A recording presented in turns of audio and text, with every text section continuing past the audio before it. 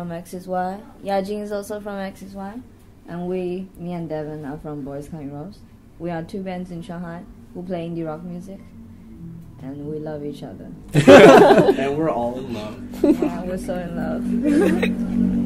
I think that starts with G. Yeah, everything starts with G. G was like, I think I met this guy, like he's kind of quiet, and I saw him playing on stage. He's like ripping his heart off on his guitar. That's really impressive, and his guitar is like 15 years old. And then I was just watching him.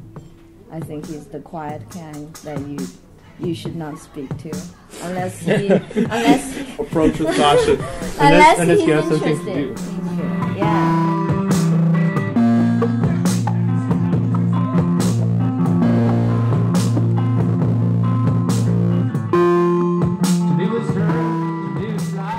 I arrived in Shanghai 2010. Met a drummer, French drummer, studied the band, and then met Yajin and played shows, and that's it, basically. Nothing very special.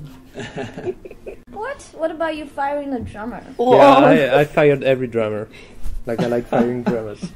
Do you want to join my band? I'll try. You try. Can go for the two. And now we've got a new drummer, and it's super great. We just prepared the drum machine show especially for the Beijing tour.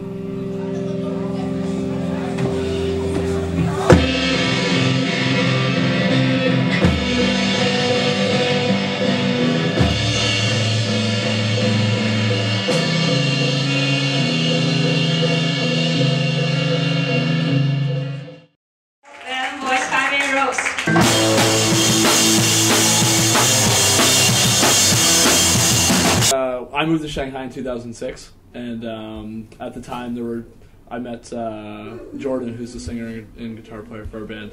So him and I worked for the same company. So we had an orientation meeting. This is my second day in Shanghai. So I met him, and he's like, "Oh, we played music last year in this band and had a drummer, but our drummer left." I was like, "Oh, I'm a drummer." He's like, "So we just literally started playing music that weekend, and then we just started playing for about a year before we met you, about a year and a half." Yeah, I think I joined the band in the summer of 2007. Yeah, so we had a gig, and we're still kind of a new band, and we're just going through the song, and there's a decent amount of people at the venue, and there's one Chinese girl at the front just dancing her face off. And we're like, what the hell is going on? She says, dance. And she comes up to us, and she's like, you guys are fucking awesome. Like, we start talking about lyrics and stuff, and yeah, she was hammered. But she came on to do a song with us. It was like the PJ Harvey cover. And then so that we got a lot of good feedback from that, and then we were just like, this should be a permanent thing. And it wasn't really until she joined our band that like we really kind of excelled just the style that we're doing now. I think when we met her, we were doing like folk rock. It was just very simple, like slow. Then we added like not really slow. Yeah, it's kind of fast. Yeah, it's also very sweaty. That's why I like that. But no, I mean once we met her, and then we kind of started experimenting with like chords and stuff like that. So those elements really kind of pushed us to this like indie rock kind of sound, I guess. But yeah, so that's kind of how we all joined up. Been going ever since. 5 years now. Yeah, we never fight. Yeah, no fights. So good. Well, musically, I think we are kind of Shanghai-based now because we all of the members in the band work there, and his wife is there. Yeah, Jing lives there and works there. So I guess there's no chance that we can move to here and play music unless everyone wants to like explore our life once again. But like, what do you think? What do you prefer, Beijing scene or Shanghai scene? Music scene, it's very different. I was actually talking to the guy from Kasi Cars yesterday. He just went like, why there's so many foreign bands in Shanghai? I guess it's the atmosphere is different because the drive, like, why do you want to make music? You actually have like people who did this before you. That's why you want to do it, and you are very confident to do it. That's why like before we have the Fever Machine, before they have a band called Rock Transmission, and us being around for like 4 or 5 years, and people were looking at us and they were like, oh, this is cool, this is not awkward, so we want to do it too. That's why like there's like an band sing here, but not really expat bands. They're indie bands who have like good ideas, and they also influence the bands who are Chinese. I guess if you speak fluent English, there's no problem for you to like accept the difference of nationalities, because the genre and the hearts are the same, I guess.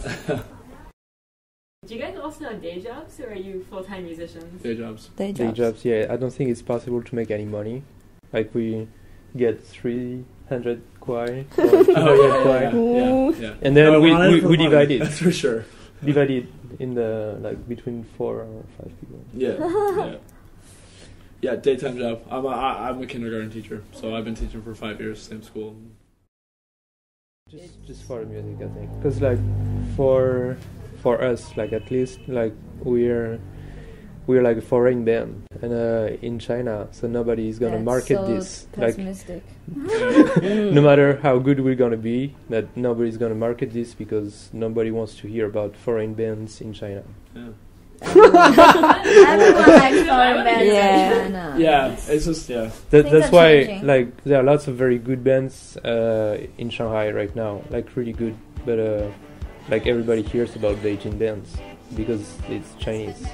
But that's pretty normal. I think it's going away this way. I don't know. I think people are starting to care more about the music. It might change. We'll see. Yeah, I think he's just like thinking it safely, so not much expectation for like careering or whatever in music, because the fun is most important. So like as long as we can keep on playing, we just do play and then forget about all the other stuff.